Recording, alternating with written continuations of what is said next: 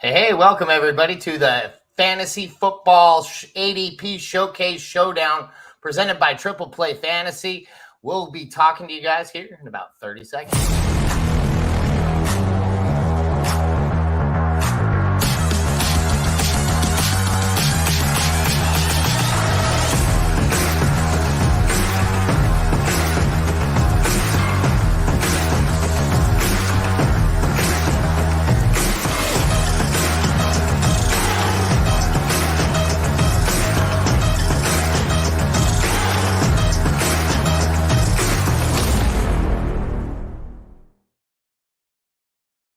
All right, welcome everybody. First and foremost, I'd like to throw a shout out to the man David out there. He just had a brand new baby girl, his very first. Welcome to that dad life. Welcome to that girl dad life.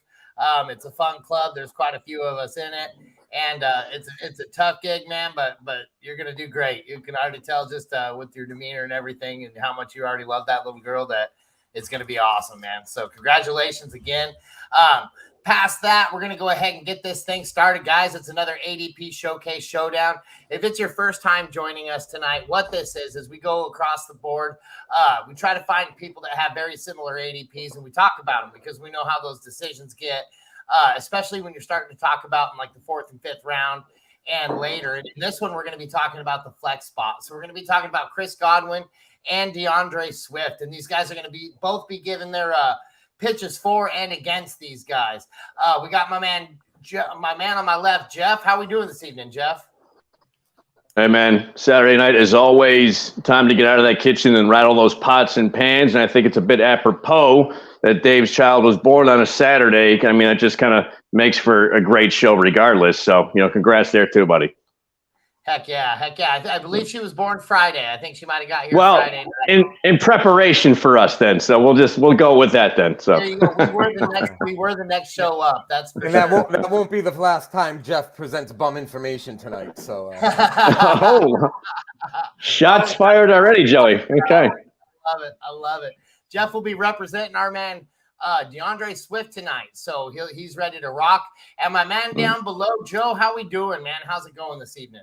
Hey, we're rocking out the avocados. Good, clean energy. Ready to Chris Godwin it up. There you go. He'll be representing Chris Godwin of the Tampa Bay Bucks, and that's my hometown now. I'm down here in good old Tampa in the Tampa Thunderstorm. So if you guys lose me or anything like that, apologies ahead of time. That's why it's the Lightning. It's because we have more lightning than everybody. But speaking of lightning, I have a feeling that my man Jeff is about ready to bring the lightning. And we're going to give him 2 minutes to go ahead and talk about DeAndre Swift. So, Jeff, you ready to rock? Let's go ahead and get this thing started and go. Indeed, sir. So, I'm pretty sure most of us, or a lot of us, had high hopes for DeAndre Swift last season. They kind of got dashed a few games in when, he had an injury, and then Jamal Williams kind of stepped in, and that was kind of it for him. But the season started off strong. When he was given the opportunity, Swift kind of took advantage of that. He averaged 5.5 yards per carry and 6.3 yards per touch. So the guy really can bring it when he's actually given the ball. Now, the best thing for DeAndre Swift is the fact that he's off to Philadelphia, which is about as run heavy in offense as you're going to see. I mean, Miles Sanders in that offense, he had 259 carries last year, which was behind only kind of the best of the best in the NFL. And not only that, I think Swift is a higher tier running back than Miles Sanders, who is now on an interesting situation in Carolina, but that's for another day. So Rashad Penny's in the same backfield, yes, but there will be plenty of opportunity. Reason being is Philadelphia has perhaps an all-time defense. I mean, their defense, they were sack machines last year. It doesn't seem to be slowing down. And what that means is that's going to keep the offense on the field. And what Swift saw was the exact opposite in Detroit. So he's going to have plenty more opportunity. And let me ask you this, Mike. What do we always say on the blitz if we're discussing a running back versus a wide receiver? If somebody brings that up, what do we say? I always go running back. Ty goes to the running back. Now, yep. I'm not going to sit here and say that Swift is a running back 1 or a running back 2. He's a solid flex play, especially if you're trying to decide between him and Godwin. You can pretty much put a stamp on Swift getting 12 to 15 points a game. I like it. I like it. That's not a bad argument for, man. You're bringing that heat coming at you. I do like Swift's opportunity, especially in Philadelphia, and especially with that offense and the defense combined. That's a great point. Joe, tell us why he's wrong. You got a minute, buddy. So the problem with DeAndre Swift starts with a lot of what Jeff said. It's a run-heavy offense in Philadelphia, and he's not just, there's a lot of NFL teams who have 2 running backs. One gets the yardage, one gets the red zone carries. It's pretty cut and dry. He's got Rashard Penny's going to score more touchdowns than DeAndre Swift. Jalen Hurts is going to have more rushing touchdowns than DeAndre Swift. And Kenneth freaking Gainwell will probably have just as many too, because they find a way to work him in.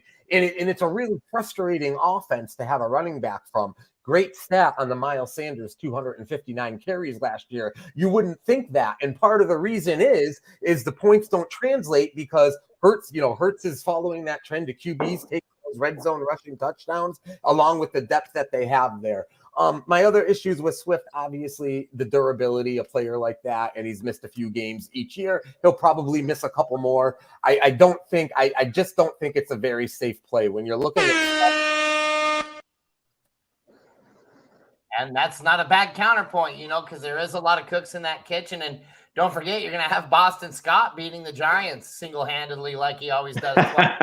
Well. So, that is a pretty packed backfield, but I can't say that I don't like DeAndre Swift. I think that he's going to have a pretty good opportunity. So go ahead, and Joe, we're going to go ahead and kick it off with you. Tell us why Godwin is better, and go. All right. And I don't hate DeAndre Swift. I would say that right now. He is not on my do not draft list, but I will tell you something. Godwin last year, he had double-digit targets in pretty much half the games, I think 8 out of the 17.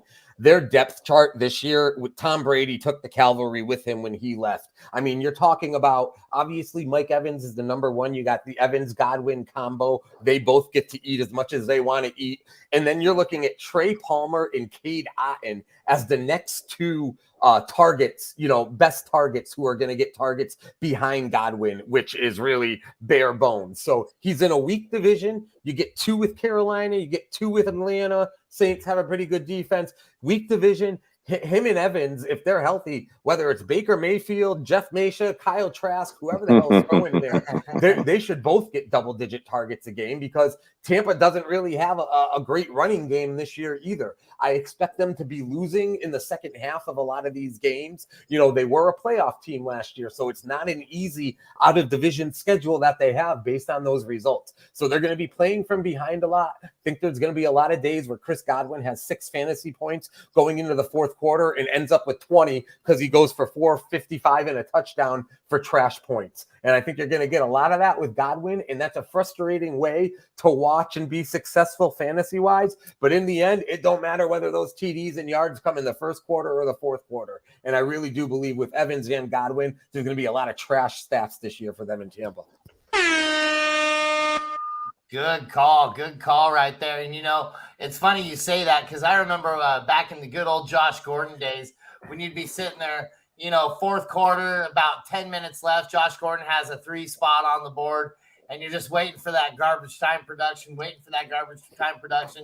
You go to the bathroom, you come back out, and all of a sudden he's got 35 points on the board and 2 touchdowns.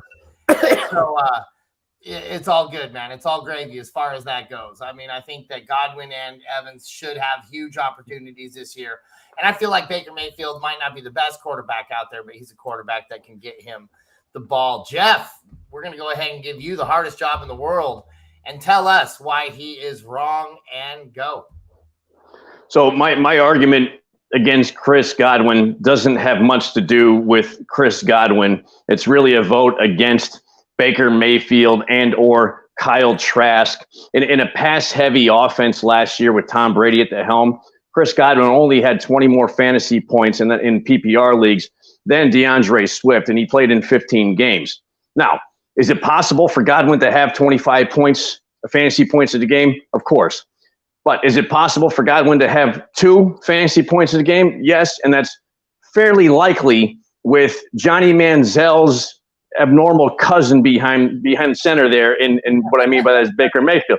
And not to mention, Godwin only had 3 touchdowns last year, and that was with Tom Brady throwing to him. So if you have Kyle Trask, which I don't even know where Kyle Trask came from or what the deal is, or Baker Mayfield, the failed number 1 pick, I can't see him getting more than even half a dozen. So my vote, Swift. Let me ask you this question real quick. Do you guys think Mike Evans is going to have a good year? I do. Yep. I think I'll have a better year than Godwin. Would you be comfortable with Evans going into the fantasy season week 1 with Evans as your number 1 fantasy receiver? I don't think I'd like him as my 1. I feel like I'd feel very comfortable with him as my number 2, as opposed to a flex. I feel like Godwin, I'd feel a lot more comfortable with him in my flex position. As opposed to a 2. Evans is a bigger target, and he gets down the field a lot more than Godwin does, and he's a better end zone target too. So I can see him getting more than Godwin. I don't like him as a number 1 receiver at all, but I agree with Mike. I think he's a fairly solid number 2. Is Rachaad White the number 1 running back on that depth chart right now? He absolutely is. Yeah. And I actually his pass catching ability, and I actually highly value him on this team as well. Because, I mean, I think that you guys both made a great point as far as talking about how this team's got to play from behind a lot. And so this team having to play from behind, that equals a lot of good fantasy volume production out of the running back passing plays and long air yardage for Mike Evans and Chris Godwin. So, all right, for sure, guys. Well, that wraps it up as far as that goes. Do you guys have anything else to add on Swift and Godwin on these final thoughts here, guys? That's it. We're just excited for the upcoming season. Drafts are right around the corner if you already haven't had yours. So stay tuned for us starting the blitz once the season starts on Sunday mornings. But looking forward to next week and getting things rolling, or continuing things rolling. Yeah, absolutely. Over there on the left, or on your left, you see the Triple Play Fantasy. Make sure you're following us on Twitter, following us on Facebook. You're liking, subscribing, hitting that bell so you know all the content. We'll be bringing you the DFS action on Saturday nights here in about 4 weeks from now, or 5 weeks. Yep. I haven't really counted the weeks, but I just know it's close, and I'm getting less than a month excited. I'm not a big preseason guy either. I mean, I'll watch tape afterwards, but I don't like watching the games themselves. I like watching just the certain series that I want to see, and so I'll dissect them a little bit later as opposed to watching them live like a normal human being does. But but I'm really excited to watch some live football. I'll tell you what, my final thought on Philly is I don't know what the record is for team rushing touchdowns in a season, but I would not be shocked if Philadelphia breaks that this year. Between Penny and Hurts and Gainwell and Swift and everything we talked about and the way they run and the way they play, they could end up with 30 team rushing touchdowns this year. They're going to be hard to stop on the ground, and then that's going to really open things up for the air too. That team's going to be tough. They're going to be very tough, and they're going to be wanting to come back, and they're going to want another shot at that title, man. I guarantee you that they're going to give the whole entire NFC a run for their money. So with that, guys, we're going to go ahead and duck out of here. We will see you again next week. Same bat time, same bat channel. Thank you again so much. Like I said, like, subscribe, and we will see you guys here in 7.